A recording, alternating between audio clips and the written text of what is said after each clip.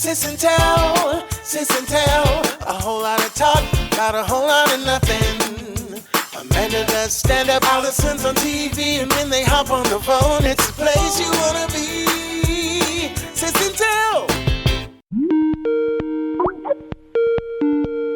Hey, Allie. What's up, man? What's going on? Oh boy, do I have a PSA for you. Oh, I cannot wait. First, this is going to start off with a little bit of a trivia question. Oh, no. Are you ready? I'm ready. What is the most important battery type to have in your house? I'm going to say AA. Okay. All right, I understand because that's the most common. Oh, but are you going to say D? No. Oh.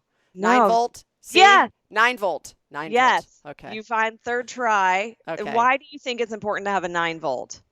What is that most often used in? Oh, is that what's most often used in your alarms, like your fire alarms and things like that? Yeah, the smoke detectors, Smoke which detectors. love to go off at like 3 a.m. Yeah. So ours are a little exception because, and it's shame on me, because 2 years ago, not only did the smoke detector go off, like beep, it wasn't just beeping, like you need to change me. It was going off, setting off the alarm. We were getting calls from the alarm company. I had a few times get the fire department to come and check to make sure it wasn't like a carbon monoxide. Right. Were you sure there wasn't a fire? There wasn't a fire. There was no smoke. And they said, they looked up and they go, these smoke detectors are old. You know you have to replace them every 10 years. I said, I didn't know that. Oh, no.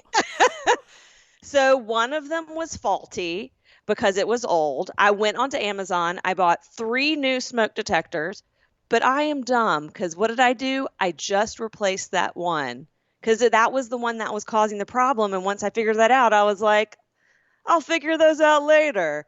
Guess when later was? Last night?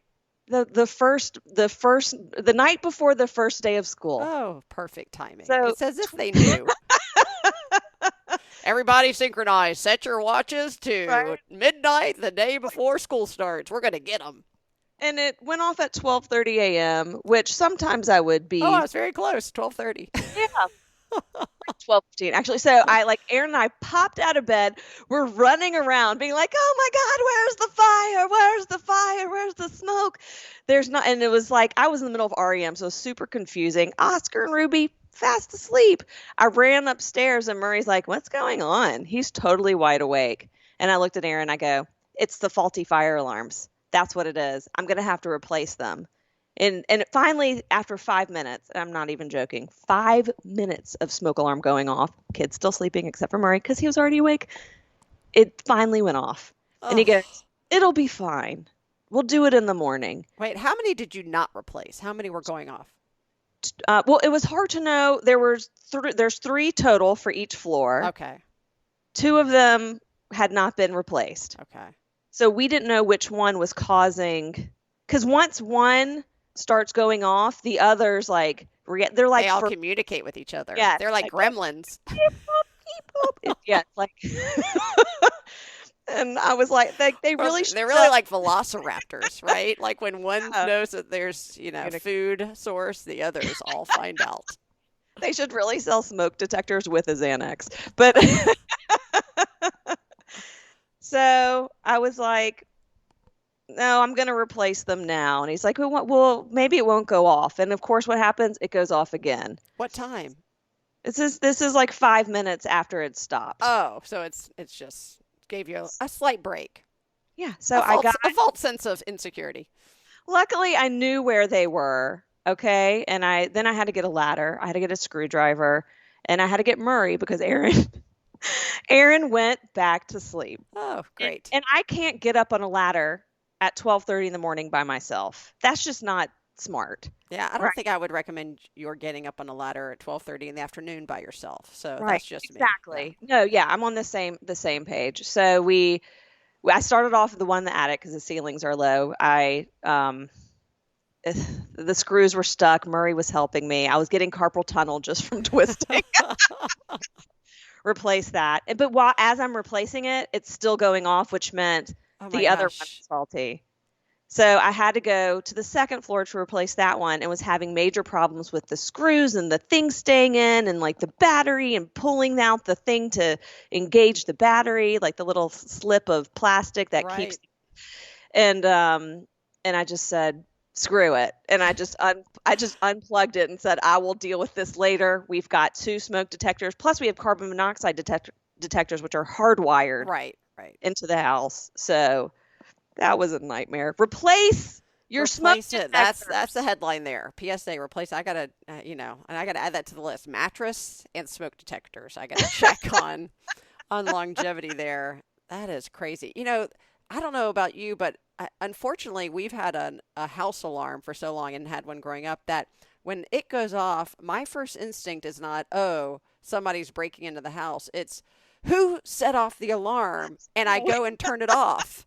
And I'm trying to break myself of that habit because what if somebody really is breaking into the house and I've just turned off the alarm and said, oh, never mind. Well, your secrets. Yeah. But you know who got set off with the fire alarm, the smoke alarm? Who? Milo. Our Great Pyrenees, 100 pounds of adorable fluff, got totally freaked out, right? He's hiding in Murray's room. Yeah. And then I'm back downstairs getting ready to settle down and I hear a big loud bang, like something big fell. So I yell upstairs, Murray, what was that? Did Milo pass out? What happened? He goes, it was Milo. He's cowering in the corner and knocked over Oscar's drum kit to get there. Oh my gosh, poor guy. So he is like in the corner. He was like trying to find some corner that made him feel safe. So then I went upstairs. I ended up falling asleep on the couch up there, hoping to lure him out. And so every 5 minutes, Murray's going, because he's, his bedroom's right by that couch. He's like, hey, Mommy, you okay? I'm like, yep. He's like, okay, Milo's in here now. I'm like, all right. He's like, I can hear him breathing. I'm like, is he keeping you awake? And he's like, nope. And I'm like, okay, you're keeping me awake. Then stop talking. Please stop talking.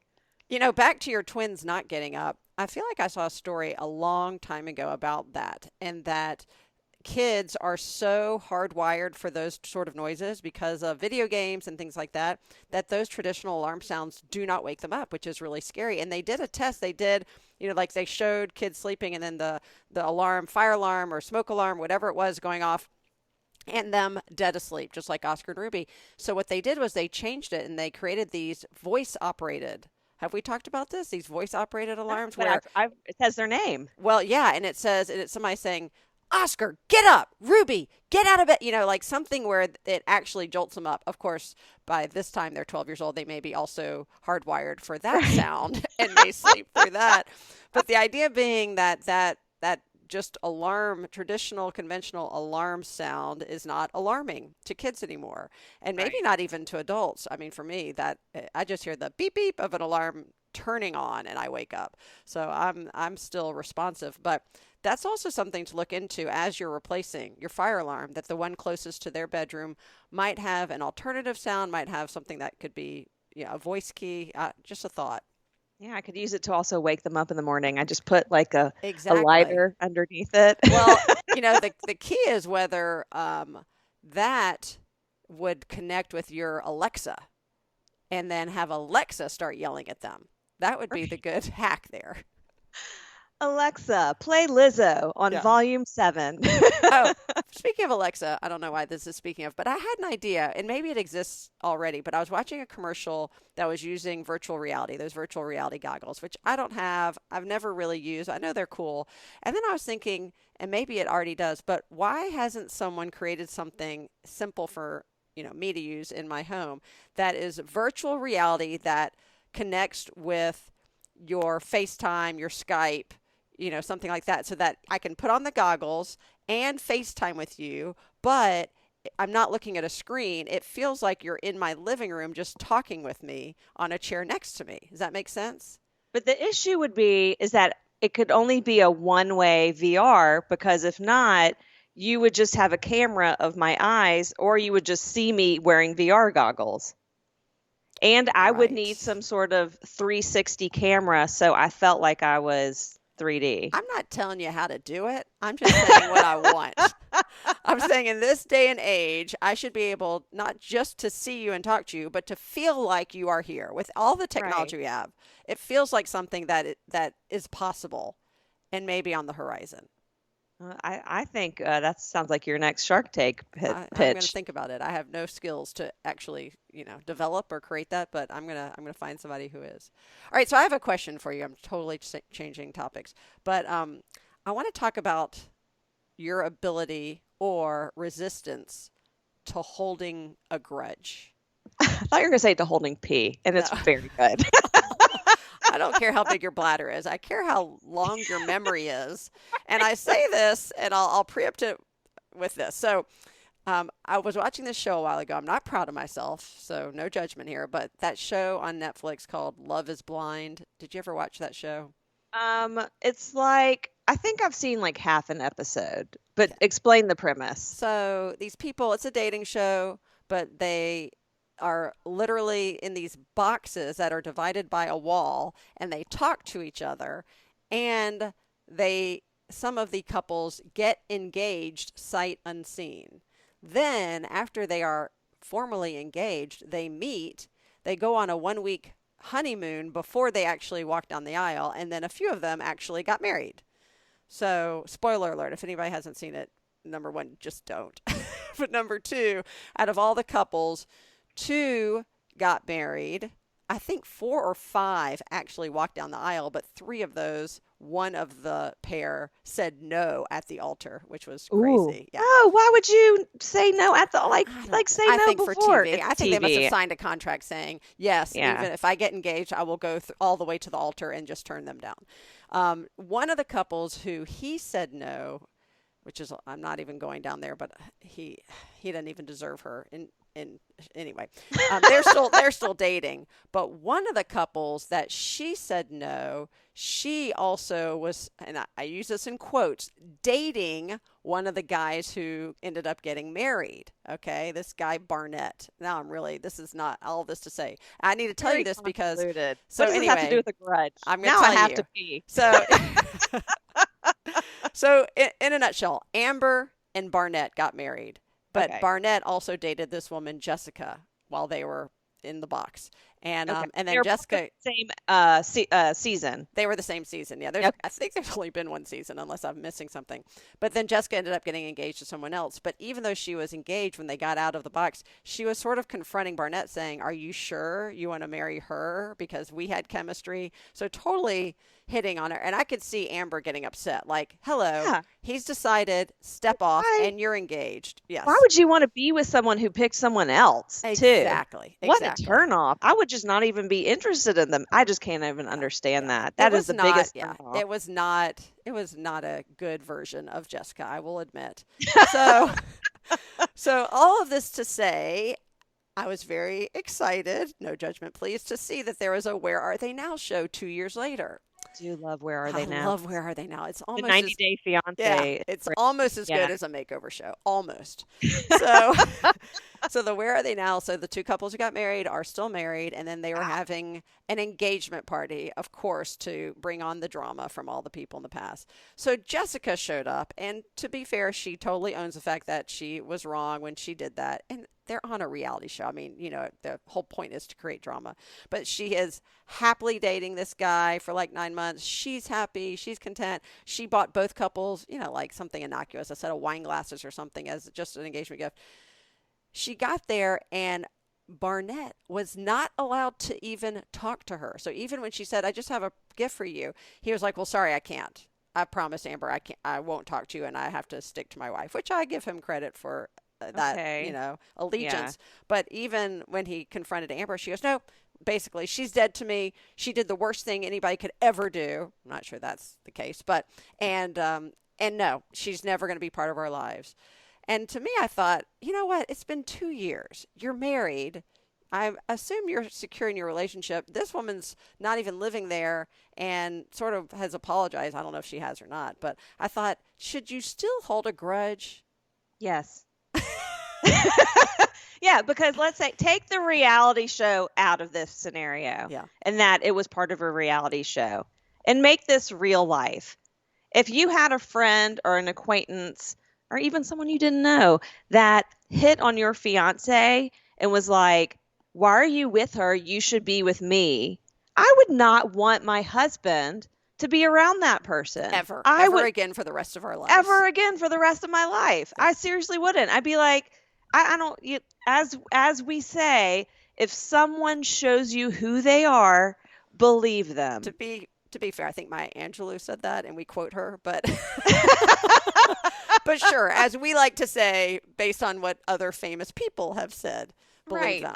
I've also been telling people that mommy came up with the strategy of put on all of your accessories and then take off one. And then I said to her something about that. She goes, well, I didn't come up with that. Coco Chanel did. So I am. But you get credit. I'm laughing because Jill Oster wrote that the other day on my Facebook page. I still remember Anne Arlene giving me that advice, and I almost wrote back, or Coco Chanel, whichever. Right. I wasn't saying that we created that Maya Angelou quote. I was just saying. I just like to give credit where credit right. is No, due. yes. Thank you. Let's give her credit. I'm just saying we believe in that mantra, right? Correct. We talk about that often. And off the podcast. Way off the podcast. So I just think that that's icky, and it'd make me uncomfortable. And if I saw my husband then being friendly with that person, I think it would, even if I trusted him, which you hope you do, right, it would still bring back all these emotions of hurt and pain. And to see your husband friendly with that person and treating that person like a friend, that would hurt my feelings. It just would. No, I agree. And when I put it into a personal context, you're right. I will admit, though, I was a little bit judgmental of her saying, it's over. Just, let bygones be bygones. But then I had to take a step back because I always say I'm not somebody who holds a grudge because number one, I really have a short memory. So if you did something to me 3 days ago, I'm like, oh, you did? And also I don't take things that personally. So some things kind of fly off of me. I'm just oblivious, let's admit it. So it's harder for me to hold a grudge. It's a good quality. Yeah, and raising these three boys, they have very short-term memories in terms of that. They get over things fast. So I try to mirror their habits. And I'm like, yeah, and Alan often says, right, you don't hold a grudge. You always say you don't hold a grudge. Except I had to think back a little bit. And then I thought back to the ping pong incident when Alan and I were first married. Do you know about this? I don't know. What happened? Let me tell you. So when we were first married, we moved into a little condo, and it had a great little tiny basement that was just big enough to hold a ping pong table. Now, Alan grew up with this ping pong table in his childhood home, and his mom gave it to us. So we have it in the basement, and I think we came home from work one day. He's like, do you want to play ping pong? I'm like, sure. So we didn't grow up playing ping pong, but I mean, it's ping pong, so I can play. So we're playing ping pong, and true to form, I get very competitive because that's just my nature. I can't help it. Not always proud of it, but that's just how I am. So we're playing, and I'm like starting to sweat, and we're getting good, and like I'm sort of keeping up with him. He's still beating me, but like not terribly. And all of a sudden, as we're playing, and I'm thinking, okay, I have a chance. I just have a chance. And he goes, there's something I need to tell you. I go, okay, what is it? And he said, well, you know how I've been playing with my left hand this whole time? I go, so? And he goes, I'm actually right-handed. And he does what I can only call the Inigo Montoya move, because anybody like me is a huge fan of the Princess Bride movie, and the scene where he says, there's something you do not know, right? I am not left-handed. And then he, dun-da-da, and then he throws the sword into his right hand. But then Wesley says, well, is there something you don't know? I am also not left-handed. Dun-da-da, and then they continue fighting with their strong hands. So all of that would be great to say if at that moment I said, well, there is something I need to tell you.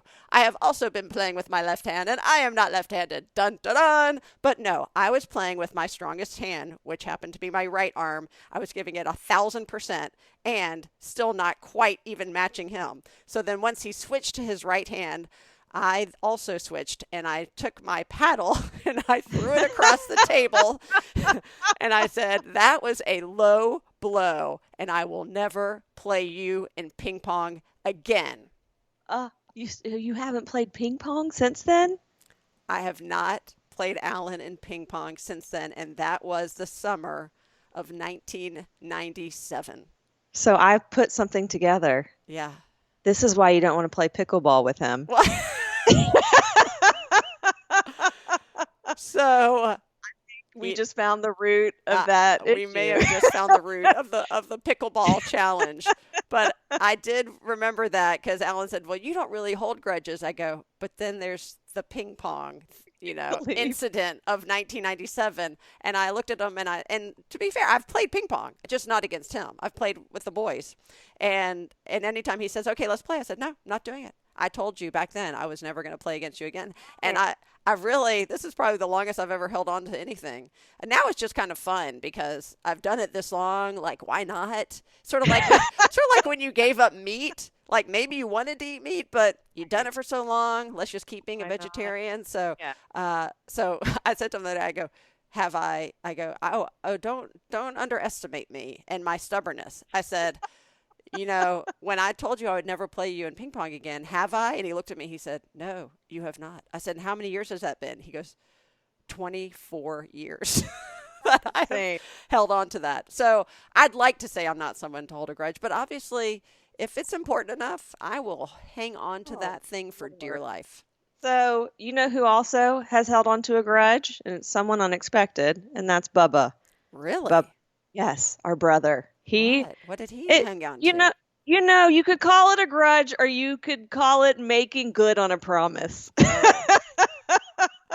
Let's hear, and I'll decide which it is. So when he was a teenager, and I'm 5 years younger than him, right? To this, you of course know this, but this is for people listening. Let's say I was about 10. Okay. Every time I saw a pimple on him, I would say, "Oh, you have a pimple." And it wasn't like to be mean. It was, I didn't know. I was 10 and I was just like, it's like saying, "Oh, you got something on you." Right. So, and I'd evidently done it so much that he looked at me and he said, "When you get pimples, I'm going to do the same thing to you." Oh. And he has, and he did. And for the rest of your life, he still does it? I wouldn't be surprised if I showed up at Ezra's bar mitzvah with a pimple on my chin. I really think he would be like, "Hey, you got a pimple right there." Can we draw one in just to test the theory? if you don't happen to be having a bad acne week, can we just fake one? We can try. Yeah, we can try. He's probably going to be like, "You have a red marker on your face." That is hysterical. He made good on that, like well into adulthood, Yeah, and I don't think that's so much a grudge. I think that's making good on a promise. That's commitment. That is commitment. Grudgy. It's a little grudgy. It's a little grudgy. It's a little payback-ish. Yeah. But with good reason. With good reason. Oh. All right. Well, you started out with a PSA. I'm going to throw in a quick PSA here too, because, I haven't been to TJ Maxx in a while and I forgot how much I love it. And I went there to go find some birthday gifts. And what I found was something that you're going to go buy. I promise you, like in 10 minutes. Is it a massage gun? It's not. It's even better. Okay. So I should do another trivia. Name it. I think it's technically a fruit, but I'll put that fruity. Name a fruit that we both love that I often make into avocado. Yes. So avocado. So when you eat avocado, do you often have half of it left or part of it left and you have to store it? No, I eat that whole thing. Okay, you found So Al and I love avocado, but we put it on eggs. So we'll eat like a quarter of it and then store it. And so I bought this avocado. Usually I'm trying not to be wasteful these days. And I use a lot of silver foil or plastic bags. I'm trying not to do that. And I finally found an avocado holder to hold my avocado. The problem is it's got a hard rounded top, similar to like a half of an avocado, but the base is hard. And I like to keep the pit in the avocado to keep it fresh. So it doesn't fit. There's no indention for the pit. I'll give you a great analogy. It's like when you're pregnant and you're getting a pregnancy massage and the table doesn't have that cutout for your belly. You need a hole. You need a need belly yeah, hole. yeah, you need a belly hole. So the avocado needs a belly hole. It needs a pit hole. And I bought that thing. I always try to like cram it in there. I just get frustrated. Then I turn the avocado upside down, but that doesn't work. And so I gave up.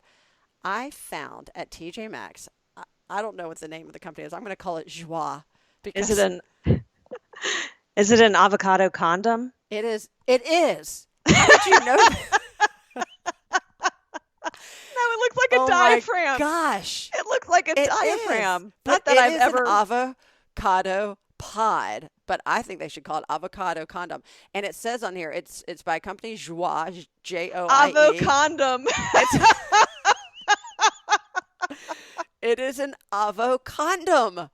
And you're not going to believe it. So this is one, I was actually trying to find a gift for my in-laws because we're staying with them. And I wanted to find something. So Take it yeah. out. So no, so this is the beauty. If people could see us, I've already got one that I bought for myself and I'm using it. So let me show you. So the base is flat and hard and in green. The top, and it's shaped like an avocado, but the top is literally this.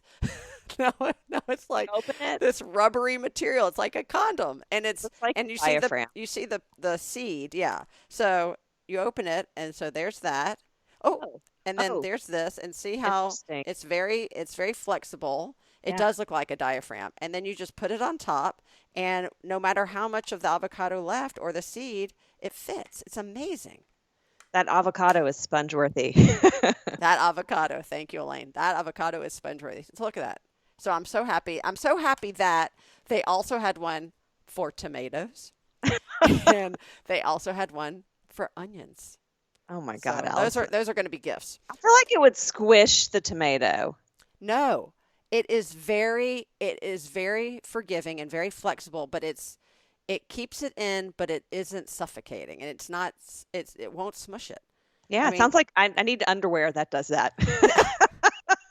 Let's see if Joie makes underwear. That would be, I'm not sure this would be comfortable underwear. But this is revolutionary. I'm telling you, this is why I love Shark Tank, because I love inventions. I love things that fix a need. They saw a challenge. They obviously so specific. Yes. That's a pretty specific challenge, but they saw the same challenge I had with the hard shell avocado holders. And they fixed it. And I just want to shout out to Joie. Can I see? Can you show me the onion and the tomato one real quick? Sure.